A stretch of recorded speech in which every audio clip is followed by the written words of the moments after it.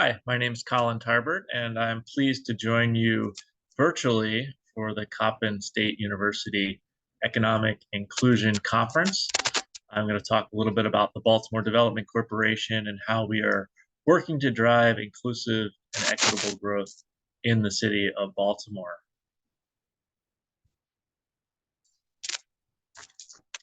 So, Baltimore is here. We have a number of amazing assets in Baltimore City. Just a quick overview. One of those assets is Coppin State University, along with a number of universities that have a comprised population of about 100,000 students living in Baltimore. And this is great for the city because this is our future workforce, our future entrepreneurs, and our future innovators. In terms of population within the region, we're number 9 in terms of population density. If you include our surrounding counties, we're about 2.8 million people in the MSA, which is the Metropolitan Statistical Area. We have a very vibrant and dense downtown. We rank number 12th for population. So we have a lot of people living in our downtown, as well as a lot of jobs. We rank 13th nationally in terms of job density. The Port of Baltimore, which obviously suffered a major tragedy, the loss of life and the loss of economics with the Francis Scott Key bridge collapse recently, is a huge driver of our economy. And I think people now are realizing the impact. But we can reach over 1/3 of the US population overnight through rail, through truck, etc. And so the Port of Baltimore is not just a regional asset, but it's a national and international asset. Additionally, we're just up the road from Washington, D.C., which puts Baltimore within 30 miles of 60 federal agencies and research labs. And then finally, last but not least, the economy is really being fueled by creatives. And so we have 4 designated arts districts in the city, and we have a number of programs to help creatives and makers move forward our creative economy. We'll touch on those in this presentation. So just quickly, a little bit about Baltimore Development Corporation. Our mission is to grow the city's economy in an inclusive manner by retaining, expanding, and attracting businesses and promoting investment, thereby increasing career opportunities for residents. So we are primarily funded by the city of Baltimore. I serve on the mayor's cabinet, serve on a number of other boards on behalf of the city, on behalf of BDC. And so we are definitely at the local ground level here in the city. We work closely with our regional and state partners, which we'll talk about. In terms of just scale and scope, these are some of our numbers for 2023. We helped well over 100 businesses. We helped create about 420 jobs, retain over 3,000, or create 3,000 jobs, retain over 400 jobs. And we leverage about $1 of public funding with $10 of private funding. And so in 2023, we invested about $60 million in public funding. A lot of that was infrastructure funding. For development projects, we leveraged well over $600 million in investment. And then in terms of our COVID relief, which has been a large part of our operations here since 2020, we've distributed about $30 million to over 2,000 small businesses, most of which are local BIPOC and women-owned programs that we have to continue that. Continuing the overview of Baltimore Development Corporation, we operate sort of 4 initiatives or programs that have kind of their own brand. One is the Emerging Technology Center. This is our tech incubator. Recently hired a new executive director, Dr. Santhanam, who is going to be focused on med tech devices and diagnostic companies in Baltimore. The Made in Baltimore program is our manufacturing small makers support program. We help over 200 makers in the city produce all kinds of products, some of which are on sale at our physical Made in Baltimore store located in Harbor Place. If you want to buy local, there's your opportunity. Baltimore Together is our big vision plan. It's our comprehensive economic development strategy based on racial equity and making sure that as Baltimore grows and the economy grows, we're doing so in a way to close the racial inequities that exist in our city. And then last but not least again is our Baltimore-based network. This is focused on small businesses. It stands for Business Assistance and Support for Equity. I'll talk a little bit about that in more detail. In addition to those programs that we offer real estate assistance. So if you're looking to do a real estate development project, we have very knowledgeable staff here. We also help the city dispose of property that's surplus, no longer needed for redevelopment. And business loans, we offer facade improvement grants. We also help businesses and investors access a variety of incentive programs, both at local and state level. We do our best to market and attract new businesses to Baltimore, and we have a data analytics and strategy team. And then in addition, which I won't go into too much detail, we operate the Foreign Trade Zone program for Baltimore City as well as surrounding counties, which is obviously related to the port. A lot of import-export businesses take advantage of the Foreign Trade Zone. And then the Enterprise Zone, which is a state-initiated program that focuses on areas that are underinvested. We help with tax credits and job credits for that as well. So a lot going on here at BDC, more than I can get into in 20 minutes. I do want to touch on Baltimore Together. This is something that we would love your participation in. This is our public-private initiative. It's more than just a plan, but it's really an active, ongoing initiative. It's a 5-year plan. We've got 7 goals, leading with building an equitable economy. And then we've got 4 strategies to reach those goals. Each year, we come together for a summit to talk about where we are, where we're headed, what we've accomplished. We had over 1,000 participants participate last year. We actually had 2 events at Coppin, which were great turnout. And so we invite you to stay tuned. We will be doing another summit in 2024, sometime in the October-November timeframe. But this is an opportunity for you to get involved, learn about what we're doing, and more importantly, report on the work that you're doing that aligns with the Baltimore Together vision. There's a very detailed implementation matrix. You can go to baltimoretogether.com and download all the information there. But it covers everything from economic, community, to workforce development. A lot going on and relies on partners. It's not a BDC plan. This is a City of Baltimore plan with a number of public and private nonprofit partners. Talk about some of the projects that are going on in the city and some that are coming up, just to let you know what's happening. So what a lot of the work that BDC does is helping small businesses. I think I've said a number of times here. And so one of our programs is called the Facade Improvement Program. I apologize. Go back to that slide. This is really one of our most popular grant programs. You can see the visual impact it has. We provide matching dollars to help small businesses in our commercial corridors throughout the city improve the exterior appearance of their business. And it does more than just, improve the business, exterior facade of the business, but it really improves the whole commercial corridor and leverages private investment and encourages other property owners to do the same. One of the larger scale projects that we've worked on is the new Lexington Market. I was very involved in this project. BDC provided technical assistance to small business vendors that were applying to be part of the market. A number of them needed assistance with business planning and financing. The BDC team was there to help along with other partners.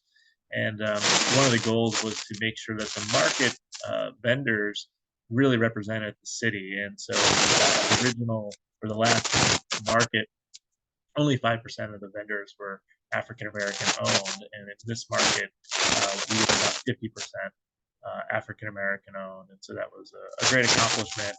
The BDC team working with many partners in the public markets to accomplish that. The CFC Bank Arena, hopefully you've had a chance to go check it out. This was a private investment in a city facility. So BDC negotiated the long-term lease with Oakview Group, who invested about $250 million of private dollars to turn it into a state-of-the-art entertainment venue. No public dollars used for it. And we really focused on making sure that the small businesses, the contractors, and the vendors and others were local and minority and women-owned businesses. We also were successful in partnering with Fearless, which is a local Black-owned tech firm, probably the largest Black-owned tech firm in the state of Maryland, who created the Fearless Club, which is producing revenue and funding to help BIPOC-owned businesses in the city grow. Top Golf Project has been a long time coming. This is a really exciting entertainment asset as part of the Warner Street entertainment corridor, which is anchored by the casino and stadiums. And this project is actually on former city-owned land. This is surplus land that BDC worked with Top Golf and the casino to redevelop. It was formerly a parking lot and the site for the animal shelter. The animal shelter had been woefully uninvested in and really had fallen into disrepair. So by putting together this public-private partnership project, BDC was actually able to lead the redevelopment of a brand new animal shelter in the Cherry Hill neighborhood, which was about a $14 million investment. And it was a wonderful partnership to upgrade that facility and then make way for the Top Golf facility, which created about 500 new jobs and is now a premier destination for fun and entertainment in the stadium and casino district. Baltimore Peninsula, another major project that BDC has been involved in. We helped underwrite the tax increment financing that was necessary to invest in the infrastructure. So the public infrastructure, the streets, the sidewalks, those types of things are publicly funded, which leverage the private investment. And so BDC has been very involved in stewarding this project along. There's also a $100 million community benefits agreement, which is investing inclusively across small businesses as well as workforce development training for and then excited to highlight a couple upcoming projects. This is renderings for what we call Charm TV. This is the city's public access channel, and we're moving it from from an office building in downtown to the Black Arts District. And so this will be located in Penn North, just a few blocks north of North Avenue, and will really be kind of one of the major community anchors in the Black Arts District and in Penn North. It'll have a sophisticated television studio, recording studio, and we'll have a community component here that you can see kind of in the renderings, community space for events and workforce development, and just going to be a wonderful creative anchor to push our creative economy forward. Harbor Point, this is a large-scale project on the waterfront. It's been going on for a number of years. We are in kind of the last phase of it. So is building a brand new headquarter building. There's a apartment building that's opening as well as a hotel.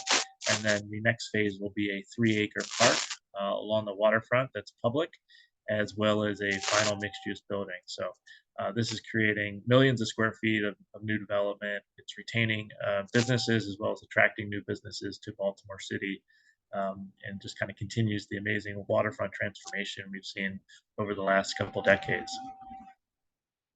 And then Harbor Place, hopefully everyone has seen this in the news. We're really excited to work with a local Black-led developer, MCB. Dave Bramble is the principal of that. He's born and raised and currently lives still in West Baltimore, and just a terrific local champion and taking on this project. And so we're really excited for the vision, the density, the improvement of public space, which I think is really important in terms of the promenade, the streets, making sure that it is a place where everyone feels welcome is really going to be the key to driving this success. So we go to referendum in November. Hopefully the voters approve the charter amendments that are required in order for this development to move forward. And then design will continue and hope to break ground, see the final project in about 5 years or so. And then going back to a neighborhood project, this is the Edmondson Village Shopping Center in West Baltimore. It really had fallen into disrepair and was becoming a significant community nuisance and concern with crime and other things happening there that the community did not, of course, want. And so we were able to work with the new owner to acquire the property. We provided loan funds for this property, and they're being redeveloped with new modern retail, additional amenities that the community is excited about. And I think the really unique part about this project is that the developer wanted to make sure that there was local ownership by residents. And so they did a crowdfunding program where, for as little as $100 or less, you could invest in this project. And so they had hundreds of residents actually invest in this project to make sure that the community has a say in what happens, as well as a stake in the project, and hopefully therefore a lot of respect for what this project can be, and a sense of ownership, and literally ownership. So. And then I do want to touch on some of our small business programs as well. This again is really focused on equity, supporting our minority women-owned businesses. I mentioned a number of the programs listed here. There's also some pictures here of some investments that we've made through our loan program, Sandtown Furniture Company, as well as Early Charm Ventures, both manufacturing oriented businesses in the Carroll Camden area. But again, we offer a whole lot of assistance for small businesses, and if we don't offer it, we try to connect small businesses with those that do. And we do that through our base network. This was a program that started during COVID. About 15 organizations, with BDC being the lead coordinator, and really focusing on those underserved businesses. As it came out of COVID, we realized there are lots of businesses that unfortunately did not tap into the federal or state programs. And so this network was really the safety net for sole proprietors or other micro businesses that had difficulty accessing programs. And so about 90% of the businesses that received grants through the base network were Black-owned. And we focused also, I think there were probably about 2/3 were women-owned, and they were all Baltimore City-based businesses. So we're continuing to evolve the base network. We're super excited to have a economic recovery core fellow joining us to help mature this network into a program that will continue past COVID and really focus on equity. The BASE stands for Business Assistance and Support for Equity. So number of programs with partners of the state and federal level, as well as programs with they're all listed on our website, baltimoredevelopment.com. Again, if any interest, we can go into more detail with that. We also partner with the Mayor's Office, Small Minority Business Advocacy. They have a number of programs, and so we really work hand in glove with them to make sure all businesses are being served. And then at the federal level, there is a Small Business Development Center, which offers kind of one-on-one support, technical assistance with developing business plans and other technical assistance for people to get their proper licensing and et cetera. So working with our federal partners, our local partners, to really drive equitable growth in the city. And then in terms of some of our high growth entrepreneurs, there's a number of incubators, accelerators, and convening partners in that space. Kind of ranges all from technology to social entrepreneurship to arts and creatives. And Upsurge is really taking the lead on the convening piece of that.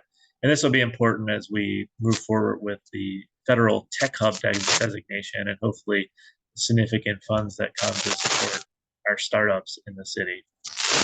And that's it. I appreciate your time. Hopefully you'll learn a little bit, and feel free to reach out to Baltimore Development Corporation. We'd love to meet you and see what you're interested in and help us move the city forward. So appreciate it. Thank you so much.